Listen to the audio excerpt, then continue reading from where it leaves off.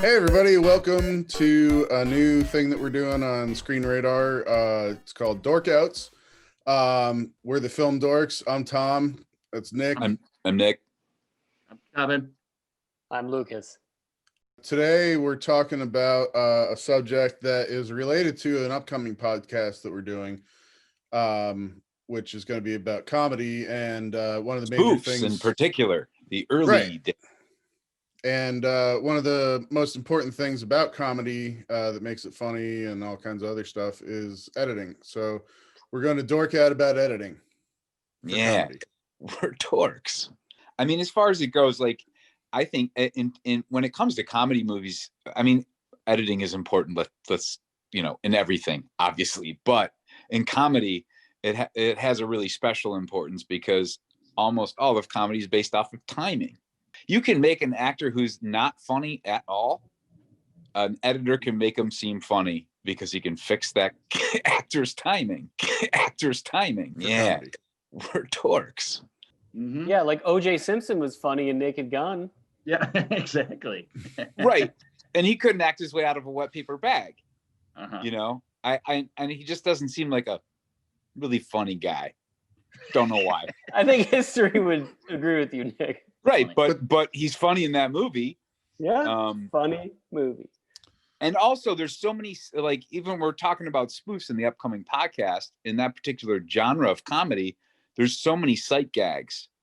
And obviously composition is really important, but so is editing. So if you talk about what the basis of humor is, a lot of it is setting up an expectation, and then you have a punchline that usually subverts that expectation in some way. So a lot of what they do in comedy is there'll be a setup and then a punchline, and then a lot of times like a reaction, or that punchline will lead to another setup, and it keeps going. But for editing purposes, it's really important for the editor to set up the setup and make the audience like maybe plant a seed of what's going to come next, and then use that setup to surprise them, and that's usually when the laugh comes. Yeah, and it's interesting that a lot of early comedy was based off of the stage, like vaudeville, where there was not a lot of editing. You go back to Buster Keaton, Charlie Chaplin, they didn't really use a lot of cutting and editing because it was all in the performance.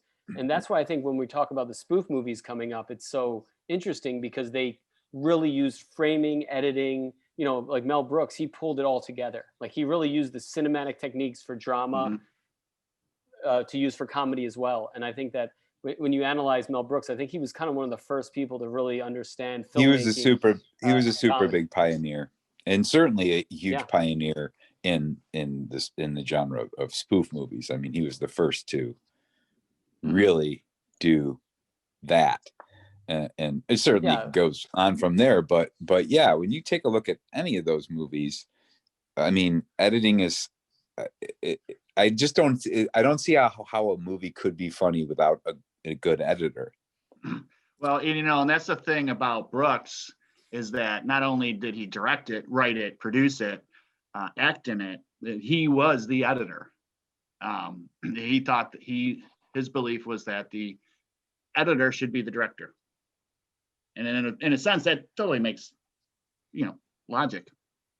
Yeah, I mean, they certainly have that power. It makes logic. It makes logic, man. It doesn't defy it. It makes it. It makes it. Yeah, but that's like, at the end of the day, a great director will have a great editor. And I do think, when you make a film, it's always said, like, when you make a film, you make it 10 times. You make it in like the development, you make it in the screenplay, you make it in the shooting, you make it in the editing. Like, there's so many ways that the film is just created over and over again. And I think the editor being one of the most pivotal roles. And people like in comedy, I think that it's rare for somebody to be as hands-on as Mel Brooks. Do you guys think of anybody else who's like is a comedian director? Well, there's one recently, which is Edgar Wright. Yeah, Edgar Wright is phenomenal. Yeah, I think he definitely carries the torch for Mel Brooks. Because Yeah. he like And, I mean, I can think of other genres where people do that. but You know, rare in Rodriguez comedy. action, but it's not rare comedy. in comedy. Yeah. And I think yeah, I Edgar mean, Wright. I think Tom's Edgar right. Wright really takes the reins with like timing and like just introducing things in really creative ways, and he like brings people in really creative ways and sends them out of frame.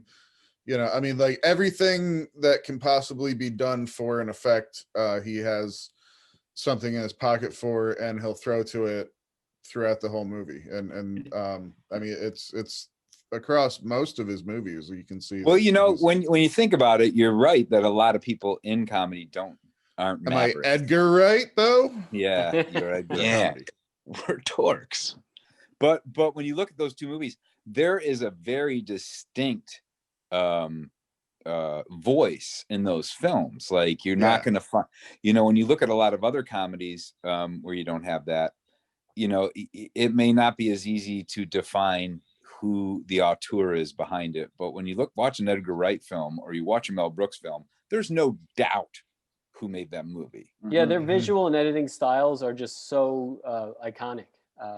Now, I mean, they withstood the test of time, and it's funny like thinking about how, in a way, like Edgar Wright's a master at keeping up with the pace of today. And he's got like a lot of really fast cutting, and Mel Brooks, on the other hand, would have just equally, if not more, funny scenes, but he would let the frame breathe a lot more. There's lots of scenes in his films where he'll just hold a frame for 20-30 seconds, and you don't see that a lot these days. Right. No, but in a way they're spoofing. It's almost like they're spoofing different movies, though. Like I give Edgar Wright a lot of credit. He definitely, similar to Mel Brooks, is making the movies that he grew up loving, and he does them in his own style. So yeah, what Edgar Wright ended up doing is spoofing like Hong Kong action movies or whatever, like Hot Fuzz, and he films it like an action movie with the same pacing and timing, but then he does it in a comical way, which is incredible. Like, I think, and you can't quite say that those are spoof movies. They're more satires. Yeah, and it's true. Like, of the Young genres. Frankenstein, though, is what is that? That's like it's actually a really good horror film in its own right, but it's also when you tune into the podcast, we're gonna be talking about a lot of these movies, and Mel Brooks certainly quite a bit, and talking about kind of how the spoof movie sort of came into being. Because when you look at things like Mel Brooks's earlier films, they're spoofs, but they're kind of they're not. It's hard to classify because they do a lot of satire as well. Right, but then the Zucker brothers came along. Right. And they just took over the whole idea of, they spoofed the most popular movies at the time. Right. They're probably the ones where the verbiage of spoof really came into play in terms of a genre. I mean, I'm sure the word was thrown around maybe a little with Brooks, but there's no doubt whatsoever what the Abrams and Zuckers do, Yeah. And then the Wayans brothers seem to really take hold of it throughout like the 90s. Right. And the early 2000s. Brooks took hold of it. Brooks's movies in the 80s are way more direct spoofs than like Spaceballs and Robin Hood Men in Tights. Dracula Dead and Loving It was in the 90s, and but regardless, there's a very distinct style. And when you watch a comedy film, and if you really want to get dorky, and maybe it's your 10th time watching this movie, pay attention to the way the movie's edited and how jokes land, because you can find movies too where there's comedy movies that are not very well edited, and you're like, that wasn't funny. It sounded like it was supposed to be funny, but it wasn't. Those movies might be starring somebody whose name sounds like Badam Blander. I'm sure there's Badam Blanders fans out there. Yeah, there's tons of Badam. Hashtag Badam Blander. No, but if you look at Mel Brooks, he always also had an incredible cast of characters for every movie. Like he would Yeah. get really good, Mm. not just comedy actors, although he has, you know, such a good stable that he went back to over and over again, but also just actors you've seen in other things that were not funny in other movies that would be really funny Mhm. in his movies. And I think that says something about how good of a Well, we'll comedian he certainly be was, 'cause dissecting that because we're going to be looking at like 3 of his films in our upcoming podcast next Thursday. Yeah.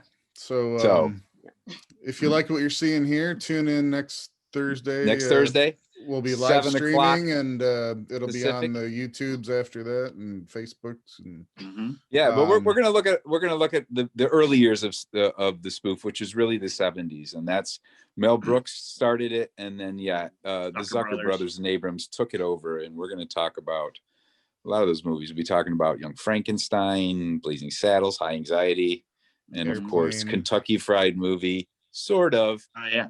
but definitely Airplane. yeah. Mhm. Yeah, So tune in. All right. it'll be a Yeah, good yeah. one. 7 p.m. Because it feels like we're living in a spoof movie in real life now. So We I've been are. saying that. I've been saying that all year, man. directed by the Zucker brothers. Idiocracy has become the least funny movie ever. Yeah, right. All of a sudden. Yeah. Try Yeah, watching right. it again. You'll see what I Yeah. mean. Oh, Suddenly yeah. a drama. I know. All right. Next Thursday.